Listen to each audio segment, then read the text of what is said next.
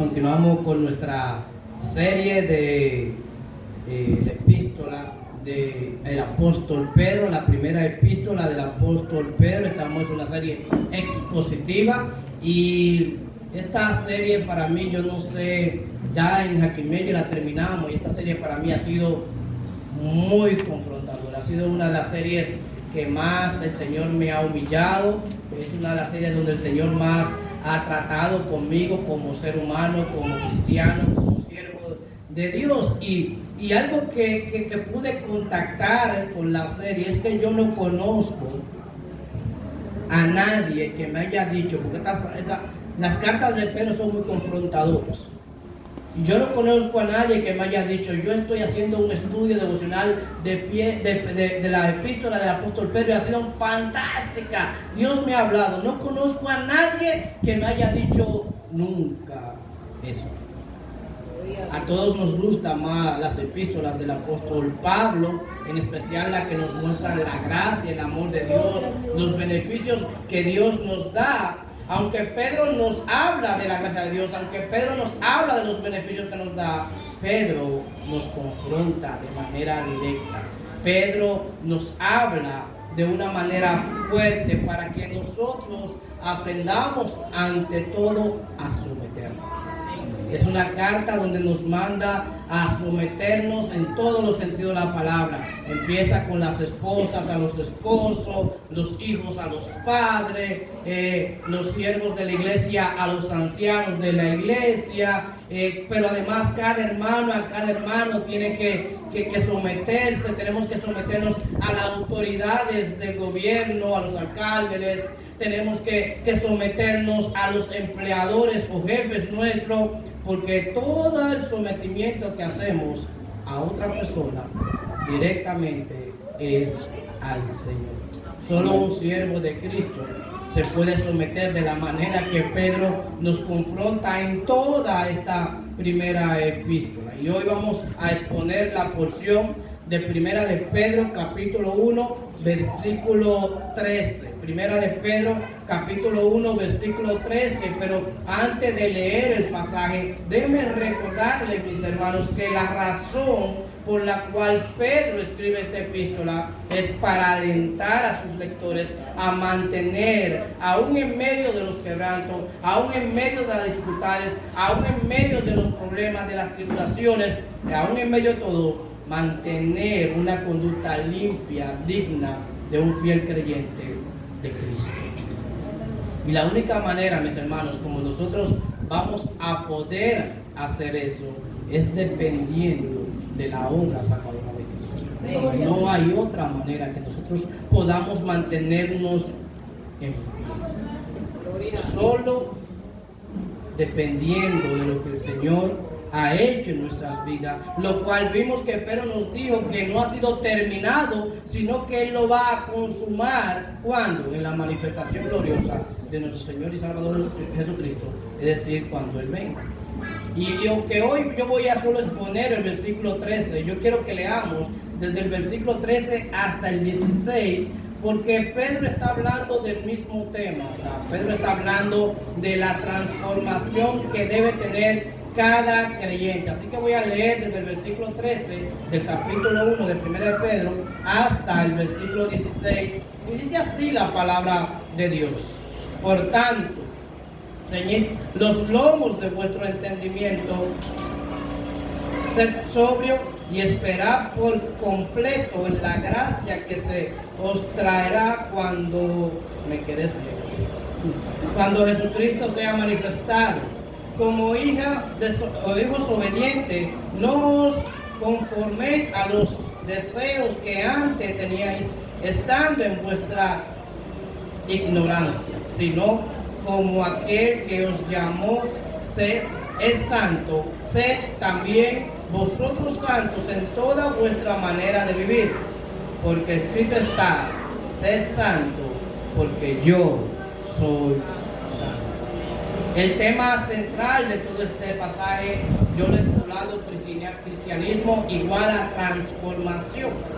porque todo verdadero hijo de Dios tiene la responsabilidad y también este es un enorme privilegio, un enorme honor de vivir de una manera pura, de una manera santa, de una manera apartada, diferente a las personas del mundo.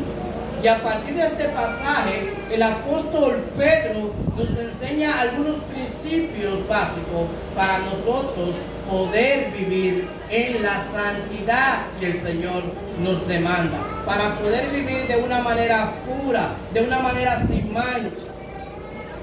Y hoy vamos a ver, como dije sobre el versículo 13, vamos a ver algunos de estos principios y luego, si Dios lo permite, cuando vuelva en la próxima ocasión, hablaremos de las razones por las cuales el apóstol Pedro, guiado por Dios, nos llama a vivir de esta manera pura y sin mancha. Así que vamos a ver estos principios de la vida cristiana que nos guiarán a vivir de una manera pura, de una manera santa, de una manera totalmente diferente al mundo, porque como dije, el cristianismo es igual a transformación. Y en este versículo 13, el apóstol Pedro nos está llamando a preparar nuestra mente para usarla correctamente. De una manera u otra, él nos está diciendo que el cristianismo empieza por la transformación de nuestra mente. Y vamos a leer de nuevo el versículo 13 de Primera de Pedro. Dice: por tanto, ceñid los lomos de vuestro entendimiento, sed sobrio y esperad por completo en la gracia que se os traerá cuando Jesucristo sea manifestado. El apóstol va a empezar a hablarnos de estos principios básicos que todos tenemos que tener, como hemos mencionado, para mantener una manera pura, para mantener una manera santa, para parecer correctamente el pueblo de Dios.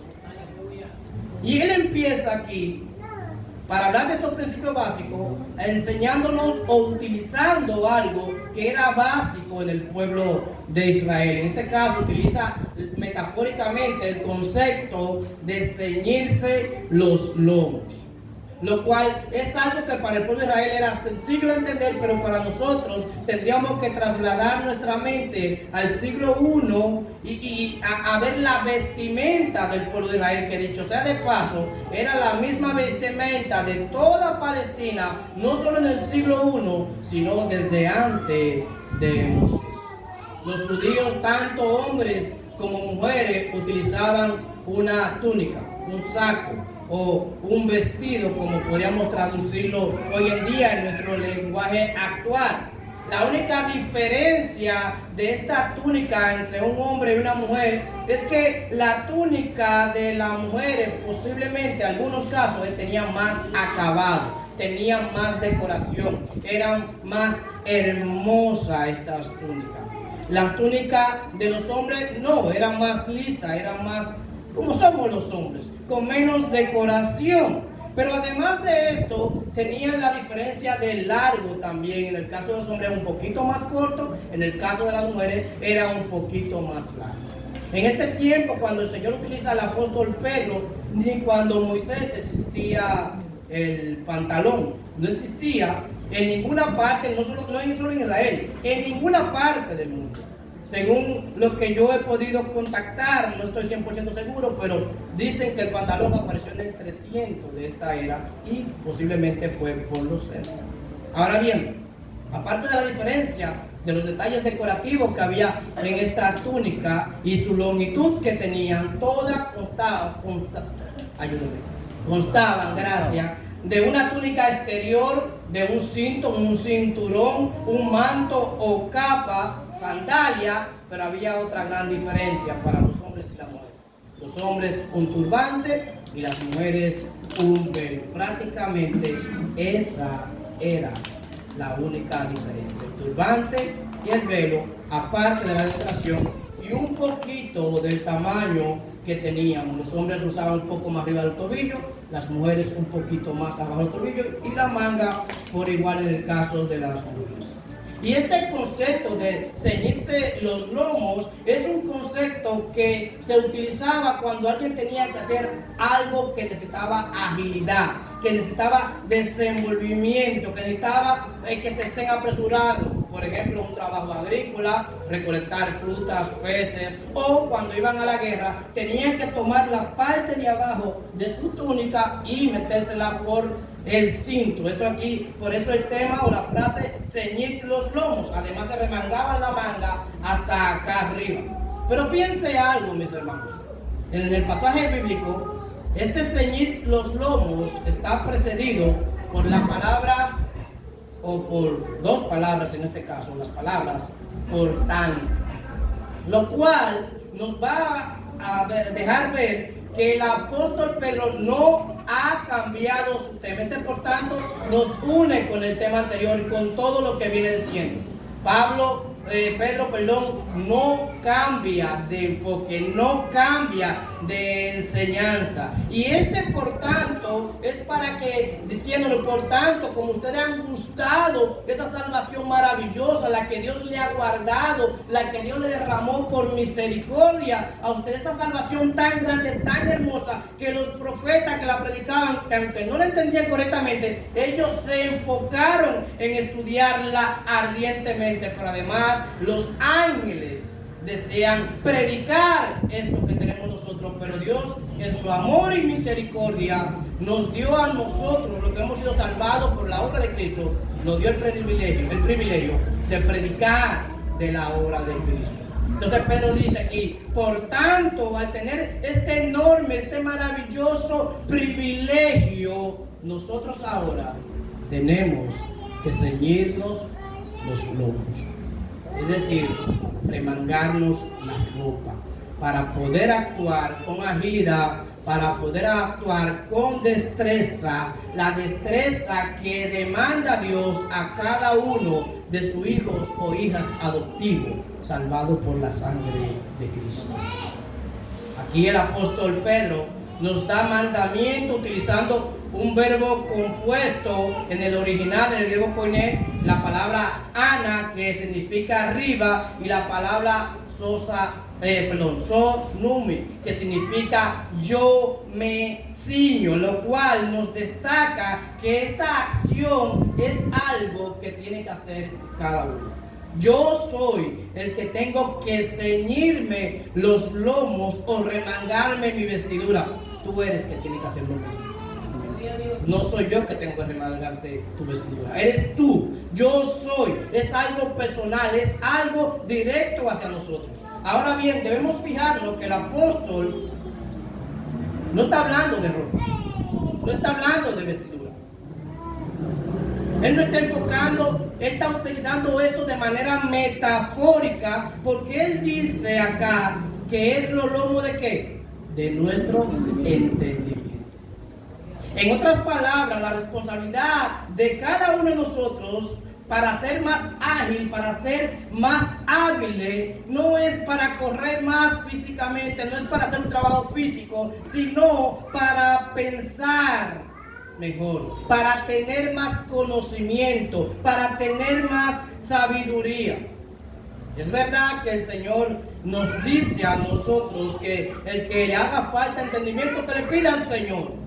Pero esto no nos quita en ningún lugar nuestra responsabilidad de nosotros de manera particular, cada uno buscar entendimiento, hacer crecer nuestro entendimiento. Y Dios, mis hermanos, es muy, pero muy claro en esto. Desde el Antiguo Testamento, Dios nos está hablando de este tema, de que nosotros somos los responsables de esto. Es por eso que en la Shema de Israel, la palabra Shema significa oye Israel, de Deuteronomio capítulo 6, Él nos dice, después de que nos dice que tenemos que amar al Señor con todo nuestro corazón, toda nuestra alma, todas nuestras mentes y fuerzas. En el versículo 6 de Deuteronomio 6 al versículo 9, Él nos dice de esta manera: y estas palabras que yo te mando hoy estarán sobre tu corazón, y las repetirás a tus hijos, y hablarás de ella estando en tu casa y andando por el camino, y al acostarte y cuando te levantes. y la atarás como una señal en tu mano y estarán como frontales entre tus ojos. Y las escribirá en los postes de tu casa y en tus puertas.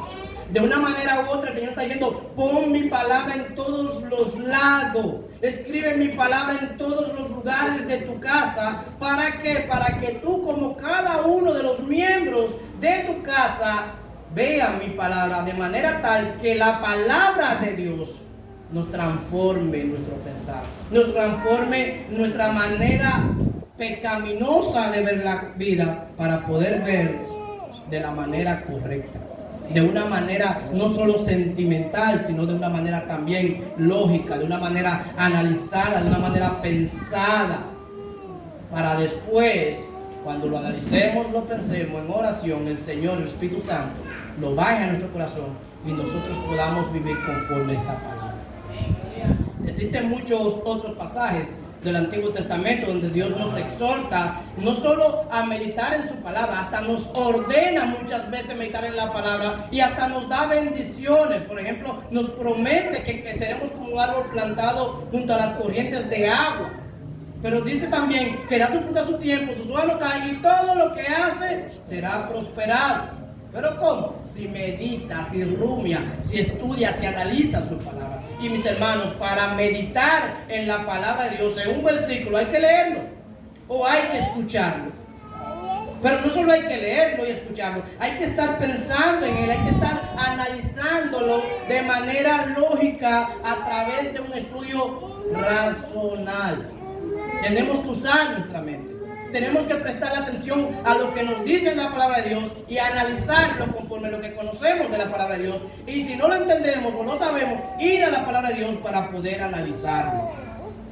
El apóstol Pablo en el Nuevo Testamento nos dice en Romanos capítulo 12, versículo 2, no os conforméis a este siglo, es decir, este aión, este espacio de tiempo o este mundo, como traducen otras traducciones, sino transformaos por medio de la renovación de vuestro entendimiento para que comprobéis cuál sea la buena voluntad de Dios, cuál sea la buena voluntad de Dios, sí, agradable y perfecta.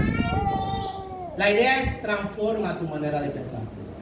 Y la palabra que se traduce aquí, Reina Valera, como transformado, viene del original de la palabra metamorfosis, que nosotros la conocemos muy bien, que significa más allá de la forma anterior. Es decir, que cada nuevo nacido es diferente a como era antes.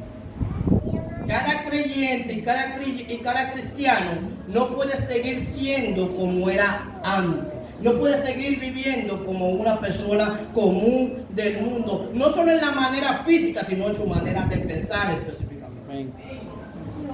Diferente totalmente. Es por esta razón que esta palabra denota un total cambio. Es como la oruga cuando se dispone a prepararse y a alimentarse para hacer su capullo. ¿Qué hace? Se transforma ¿en qué? En una mariposa. Y todo creyente, todo cristiano tiene que hacer este mismo proceso. Tiene que dejar de ser oruga para convertirse en mariposa. El creyente debe dejar de ser lo que era antes.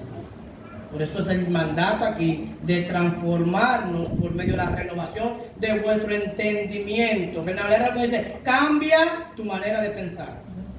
Vuelvo y repito, la única manera de que cada creyente que todavía vive en un cuerpo de pecado, en un mundo de pecado, que pensamos cosas inmundas hasta orando, hasta leyendo la Biblia, pecamos nosotros. La única manera de cambiar todo eso nosotros es inundando nuestra mente de los valores de Dios revelados en la palabra de Dios y no de los valores del mundo. Es escudriñando la Biblia, es metiéndose en el capullo de la palabra de Dios, al analizarla diariamente, al memorizarla diariamente, al estudiarla sistemáticamente, para después poderla meditar y aplicarla posteriormente a nuestra propia vida. Entonces, Cuando uno hace esto, nuestra mente es transformada, es cambiada, es renovada. Y como dice Pablo en Romanos 12:2, te vas dando cuenta que los mandamientos de Dios, lo primero, la voluntad de Dios, es buena. Son buenos los mandamientos de Dios para nuestra vida. Pero además son agradables, ninguno son gravosos. No vas a pensar, no, que la vida cristiana es difícil. No, porque cuando tu mente está cambiada, tú te vas a dar cuenta que no es difícil, es un placer. Es un privilegio, es un honor ser un hijo de Dios. Pero además, te das cuenta que estos mandamientos son perfectos. No necesita que nadie le quite, ni mucho menos que alguien le ponga. Y aquí el apóstol Pedro, en nuestro pasaje de hoy, déjame volver allá, nuestro pasaje de primera de Pedro, capítulo 1, versículo 13, el apóstol Pedro nos está diciendo que nosotros, los que hemos sido salvados por esta gracia maravillosa, esta obra salvadora de Cristo, como nos va a decir en el capítulo 2, versículo 3, que hemos gustado la benignidad del Señor, nosotros tenemos la responsabilidad, cada uno, de ceñir los lomos de nuestro entendimiento. A mí como pastor, Dios me ha dado la responsabilidad de educar la grey que está debajo de mí, y a otros Dios me está dando el privilegio de enseñar su palabra. Para esto Dios me escogió como pastor, pero cada uno de ustedes como estudiante, como siervo del Señor, tienen la responsabilidad y el privilegio de crecer constante en el conocimiento de la palabra de Dios. No soy yo que voy a hacer que tú crezcas. Mi trabajo es guiarte. Mi trabajo quizás es darte algunas pinceladas que el Señor me ha guiado y he aprendido, algunos puntos, algunos mecanismos.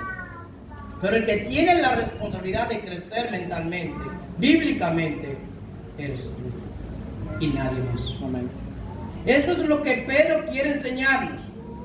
Y así que, mis hermanos, Pedro quiere enseñarnos esto. Y tenemos que tratar de no echarle la culpa ni a tu denominación doctrinal, no le eches la culpa a tu pastor, no le eches la culpa a ningún hermano de la fe que tú tengas al lado tuyo, no le eches la culpa a tus familiares, no le eches la culpa a tus vecinos, a tus hijos, a tu esposo, a tu esposa, no le echen la culpa a esos pastores que andan por ahí, falsos profetas, falsos evangelistas y hasta supuestos apóstoles por ahí. No le echen la culpa a ninguno de ellos, porque la falta de crecimiento bíblico, la responsabilidad es tuya, no es de nadie. Eso Pedro dice aquí, por tanto, ceñid los lomos de vuestro entendimiento, nos dice Pedro en el pasaje.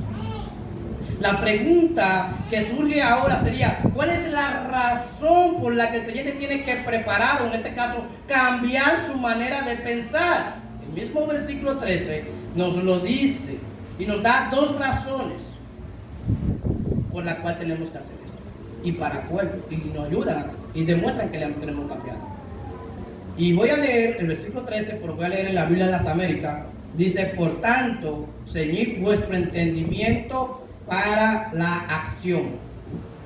Sed sobrio en espíritu, poned vuestra esperanza completamente en la gracia que se os traerá en la revelación de Jesús. La primera razón por la que tienes que preparar o cambiar tu manera de pensar, y yo también, es para ser sobrios. Mis hermanos, la sobriedad es una característica de alguien que usa bien la mente. Nosotros somos seres humanos totalmente emocionales. Vivimos totalmente afectados por las emociones, las cuales ninguna son buenas ni son malas, son neutras. Lo malo es lo que hacemos cuando llegan las emociones. Las emociones no son pecaminosas, ningunas. Pero cuando llegan las emociones, a veces nosotros, impulsados por nuestro corazón, llegamos a pecar. Y yo sé, mis hermanos, que a nosotros desde chiquitico nos han enseñado que no, que para glorificar a Dios tú tienes que hacer lo que tú sientes en tu corazón, tienes que salirte de adentro. Pero la Biblia es clara, mi hermano, mi hermana, tu corazón, mi corazón, nuestro corazón es más engañoso que todas las cosas, es malo, hasta perverso.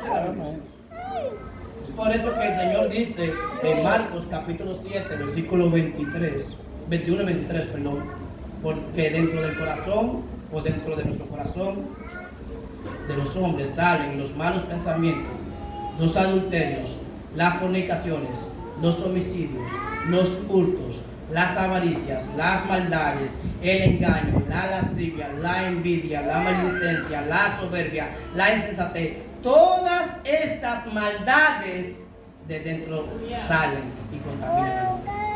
Esto nos deja ver que cualquier cosa que sale de nuestro corazón normalmente es mala, malísima, perversisima. Es raro que nos salga algo de nuestro corazón que sea bueno a nosotros. Es por eso que el Señor nos manda a tener una mente sobria, porque aparte de ser nosotros emocionales, también somos racionales. Lo que nos separa a nosotros de cualquier otro ser vivo biológicamente, un animal, es la razón, el pensamiento. Una frase que yo utilizo mucho allá en la Iglesia Bautista Manuel de Jaquimillo es cuando un hermano dice algo, yo digo, si Dios lo puso en tu corazón, hazlo. Pero fíjense que yo no digo si te salió del corazón, si está en tu corazón. Yo siempre enfoco si Dios lo puso en tu corazón, porque salió del corazón de él o del corazón mío, ¿sabe qué? Es malo, es perverso lo que salió de él. Es algo pecaminoso al final, pero si fue Dios que lo puso, va a ser para su gloria y para nuestro propio beneficio. Y la pregunta aquí sería, ¿cómo yo sé que Dios es quien puso algo en mi corazón? ¿O simplemente es un deseo natural que tengo yo en mi corazón? La respuesta es pasando cada uno de nuestros deseos que salen de nuestro corazón, pasándolo por el filtro de la palabra revelada de Dios, con la cual, como hemos dicho, tenemos que transformar nuestra mente, tendremos que transformar nuestro entendimiento. Si no lo hacemos así, cada uno de nosotros vamos a pecar en cada una de nuestras acciones. Volviendo a la sobriedad, esta es definida como alguien que no está bajo ningún afecto de un alcohol o de una droga. La palabra sobriedad, es un término que es empleado con frecuencia para dar a conocer una persona que vive con mucha moderación, alguien que no se deja guiar por su accionar emocional, es alguien con un comportamiento que es recto, que es pensado, que es tranquilo, templado. Es alguien que no conoce escándalo y mucho menos polémica. O sea, tú no sabes nada de eso, de una persona sobria. Es una persona que vive con total decencia. Una persona que difícilmente es sacada por sus propios estribos o por los estribos cuando otro lo afecta. Y mis hermanos, nosotros tendemos a salir rápidamente de nuestros estribos por las acciones de otro, por las palabras de otro, por las emociones que otro causan en nosotros. Y si no es malo que tú te molestes cuando alguien te saca de tu estribo, pero accionar de una manera incorrecta, como a veces lo hacemos, responderle de la misma manera, como muchas veces lo hacemos, explotar por lo que otro dijo, por lo que otro hizo, por lo que otro no hizo, perder los estribos por eso no es bueno. Y eso es una demostración cuando nos sucede eso, yo soy uno de ellos, es que nos falta sobriedad. Es una demostración de que nos falta sobriedad. Es por esto que Dios nos está diciendo aquí a nosotros que tenemos que transformar nuestra manera de pensar. ¿Para qué? Para primero ser sobrio. Y a mí me encanta la Biblia de las Américas en este versículo, porque en este versículo, la parte de este verso dice ser sobrio en espíritu. No está hablando del Espíritu Santo, no está hablando del Espíritu de Dios, está hablando del espíritu humano, del que está hablando aquí directamente. Pero cabe destacar que una de las características de los dones, de los frutos o el fruto del Espíritu Santo es la templanza o dominio propio, o podríamos decir sobriedad, que es la capacidad de dominar sus emociones sin importar ninguna situación por la que estemos atravesando. Y sobre todo, cuando estamos llenos de la plenitud del Espíritu Santo. ¿Escucharon eso? Sobre todo cuando estamos llenos de la plenitud del Espíritu Santo. A veces yo no entiendo cuando una persona me dice, no, que fue llegó el Espíritu y empiezan a hacer cosas que yo no comprendo. Yo no lo entiendo, no es porque no me está pasando. Yo no lo entiendo porque uno de los partes del fruto del Espíritu Santo es la templanza, el dominio propio. Es decir, que el Espíritu Santo te da la capacidad, sobre todas las cosas, de dominar tu cuerpo, de dominar tu mente, de accionar cuando tú quieras, como tú quieras, para la gloria de Dios. Ese es explorar el Espíritu Santo. Me quedo preguntando muchas veces. Pero siguiendo acá, la sobriedad es una característica del creyente que tiene los pies sobre la tierra, pero además de eso está guiado por la palabra de Dios. Pero toda su esperanza está en la manifestación gloriosa de nuestro Señor Jesucristo. Y esto nos lleva a nuestro segundo punto acá, a la cual el apóstol nos está llamando para preparar o cambiar nuestra manera de pensar, porque tenemos que ser, como dijimos ahorita, totalmente diferentes a los demás. Y es que su esperanza no está en este mundo, sino en la segunda venida de nuestro Señor y Salvador Jesucristo. Miren el versículo 13 de nuevo. Por tanto, ceñid los lomos de vuestro entendimiento, sed sobrio y esperad por completo en la gracia que se os traerá cuando Jesucristo sea manifestado. El apóstol Pedro viene enfocándonos esto desde el principio de su epístola y seguirá enfocándolo. Por ejemplo, en los versículos 4 de su pasaje y 5 nos dijo, para una herencia incorruptible, incontaminada e inmarcesible, reservada en los cielos para vosotros. Y el versículo 5, que sois guiados por el poder de Dios mediante la fe para alcanzar la salvación que está preparada para ser manifestada en el tiempo postrero. Y en el versículo 7 vuelve y nos dice, para que sometida a prueba vuestra fe, mucho más preciosa que el oro, el cual aunque perecedera se prueba con fuego, sea hallada en alabanza, gloria y honra cuando sea manifestado Jesucristo. Él tiene eso en mente. Él está enfocado en lo que ahí es que está nuestra esperanza. Todo cristiano que está siendo transformado por la palabra de Dios, que está viviendo de una manera sobria, está consciente de lo que Dios dice en su palabra y por ende su esperanza está puesta en la manifestación de glorioso Señor Jesucristo. Amén. Es verdad que está sufriendo. Es verdad que le están pasando cosas.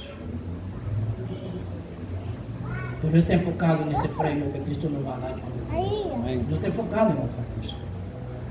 Tal como nos enseña el escritor de Hebreos, que el creyente debe estar, su mirada debe estar puesta ¿en quién? En Cristo Jesús, el autor y consumador de la fe. Pero además enfocado en el lugar donde Cristo está. Por eso es que el Señor utiliza a Pablo para decirle a los colosenses en el capítulo 3, versículo 1 y 2, dice, si tú has resucitado con Cristo, busca las cosas de arriba, donde está Cristo sentado a la diestra de Dios. Poned la mira en las cosas de arriba, no en la de la tierra. No en la de la tierra. Y nuestro pasaje de hoy, el apóstol Pedro, Dios a través del apóstol Pedro, nos está dando una orden aquí. Y la orden es esperar por completo en la gracia que se os traerá cuando Jesucristo sea manifestado. Él aquí no nos está dando una exhortación, es un mandato, una orden directa. Por eso dice, Reina Valera traduce y la Biblia de América, cuando algo es un verbo imperativo, es decir, un verbo que tenemos que hacer constantemente todos los días de nuestra vida, como dicen algunos por ahí, diario todos los días, terminan en D, y por eso dice esperar, terminado en D. Todos los días de tu vida, tú como creyente, yo como creyente, tenemos que estar esperando la gracia que nos traerá Jesucristo cuando Él sea manifestado en su segunda venida. Yo sé que tú estás sufriendo, lo sé porque yo también. Yo sé que tú tienes carencia, yo sé que tú tienes problemas, yo sé que deseas algunas cosas más, pero ¿sabes qué? Esas cosas no se van a solucionar en este mundo a que cambien las cosas en este mundo. No van a cambiar nada de eso. Aunque cambie la economía, aunque cambie el gobierno, aunque tu familia sea transformada o cambiada, o aunque tu cónyuge cambie, aunque cambie de empleo y gane más, eso no va a solucionar nada. Todo se solucionará cuando Cristo venga específicamente.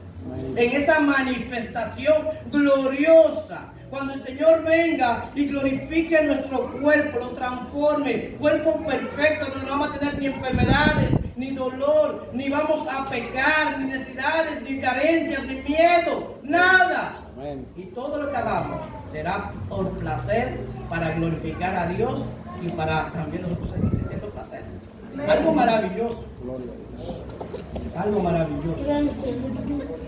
Solo ese día, cuando Cristo venga, es que las cosas van a cambiar. Y ahí nosotros tenemos que tener la mente.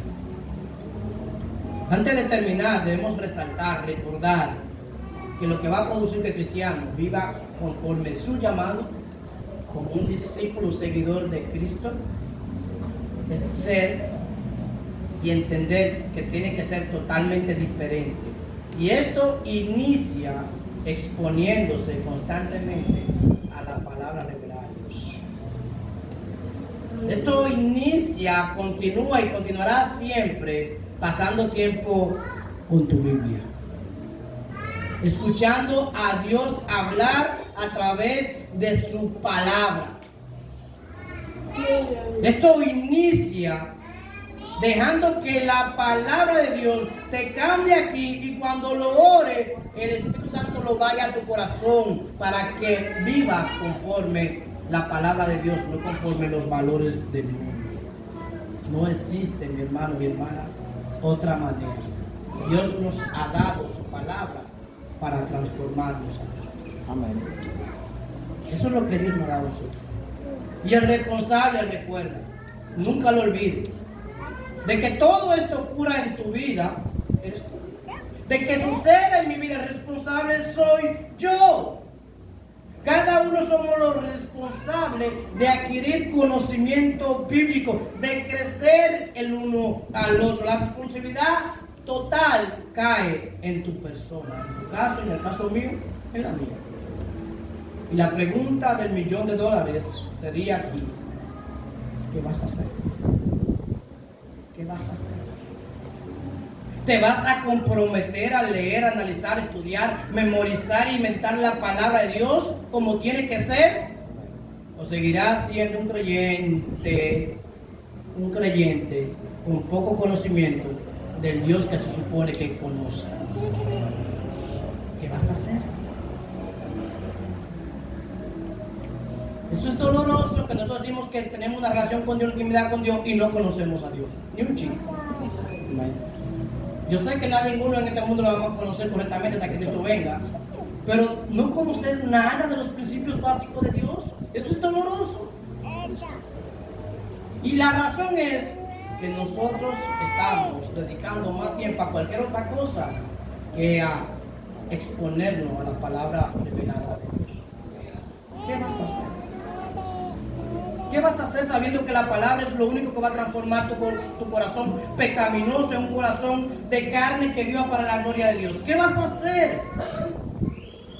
Si lo único que tiene el poder para transformar una persona que va para el infierno es la locura de la predicación de la palabra de Dios. Alabado Dios.